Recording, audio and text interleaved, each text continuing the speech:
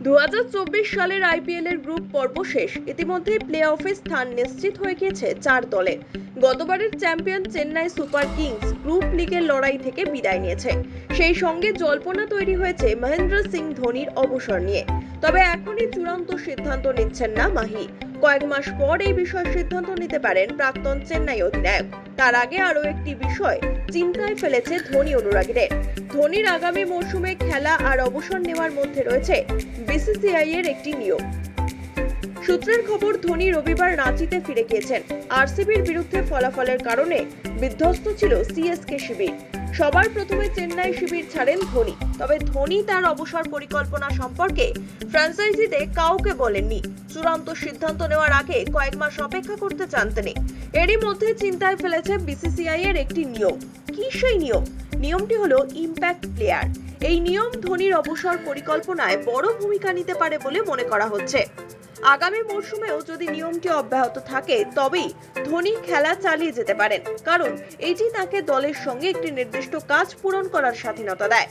এই নিয়ম বাতিল করা হলে অভিজ্ঞ উইকেট রক্ষক ব্যাটারের আগামী বছরের আইপিএলে ফেরা কঠিন হতে পারে। এখন ইম্প্যাক্ট প্লেয়ার নিয়মের উপরেই দাঁড়িয়ে ধোনির ভবিষ্যৎ। নিয়ম থাকলে পরের বারও খেলতে পারবেন ধোনি, আর এই নিয়ম না থাকলে এবারই তার শেষ খেলা, কারণ এখন ফিল্ডিং করে ব্যাট করার মতো অবস্থা ধোনির আর নেই। রোহিত শর্মার ঋতুরাজ গায়কোয়াড়ের পর ইম্প্যাক্ট প্লেয়ার নিয়ে মুখ খুলেছেন বিরাট কোহলিও।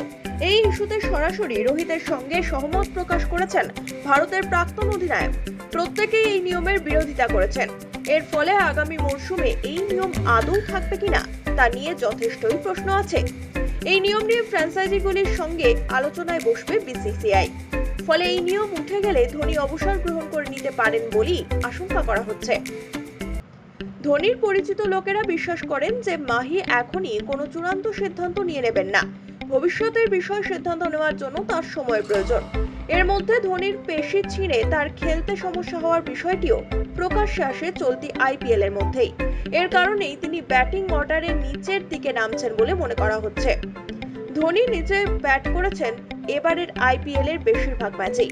শুধুমাত্র একটি নির্দিষ্ট সংখ্যক ডেলিভারির মুখোমুখি হয়েছেন তিনি।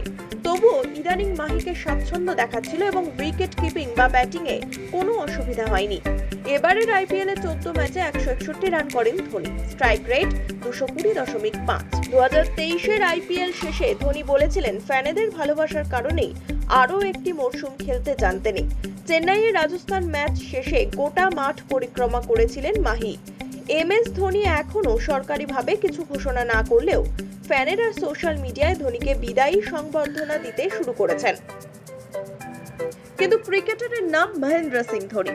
তার জীবনের চিত্রনাট্য স্বয়ং ঈশ্বর লেখেন। তাই আগাম কোনো কিছু ধরে নেওয়া ভুল। হয়তো আগামী আইপিএলেও হলুদ জার্সিতে মাঠে দেখা যেতেই পারে ধোনিকে। যদিও সেটা সম্ভব হবে শুধুমাত্র ইম্প্যাক্ট প্লেয়ার নিয়মটি চালু থাকলেই। না হলে ধোনির আবার মাঠে নামার সম্ভাবনা নেই। এখন বিসিসিআই এই নিয়ম চালু রাখে কিনা এখন সেটাই দেখার। Bureau report, one India Bangla.